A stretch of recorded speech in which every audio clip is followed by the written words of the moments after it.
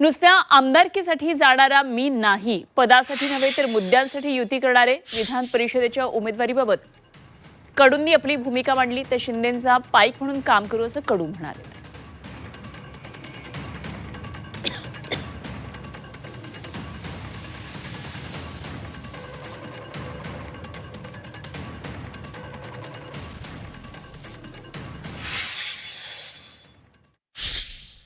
मुद्दा असेल तरच मग आम्ही समोर पावलं टाकू.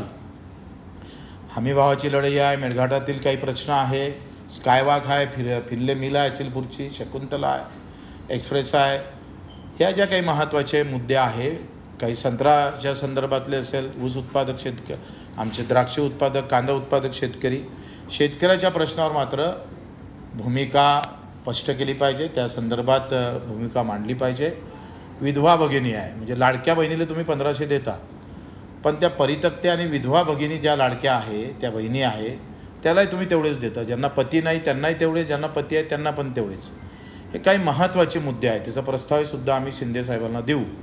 निवळ आमदारकीसाठी जावं एवढा काही नालायक बच्चू कडू नाही आहे. नाही, फॉर्म भरायला काही जास्त वेळ लागत नाही. आता 6 महिने 1 वर्ष अगोदर आपण भरलाच होतं, ते कागदपत्र बॅगीतच असतं.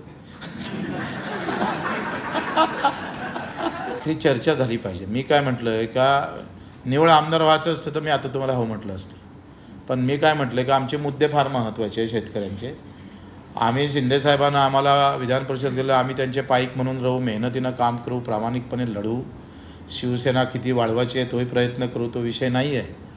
त्याच्यापेक्षा महत्त्वाचा विषय आहे की आम्ही जेवढं मायबापाने मानतो तेवढंच आम्ही दिव्यांग आणि शेतकरी मजुरांना मानतो. म्हणजे आमच्यासाठी ते देवासमान आहे. आणि म्हणून त्यांच्यासाठी जर मोठा संघटन त्या मुद्द्याच्या सोबत उभं राहत असेल पक्ष, तर मग आपण सगळी चर्चेतूनच होईल ना. आता चर्चेचा निरोप येते का नाही आहे तो प्रश्न महत्त्वाचा आहे.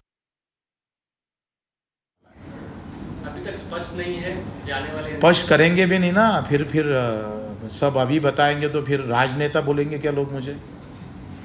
आप बोलो.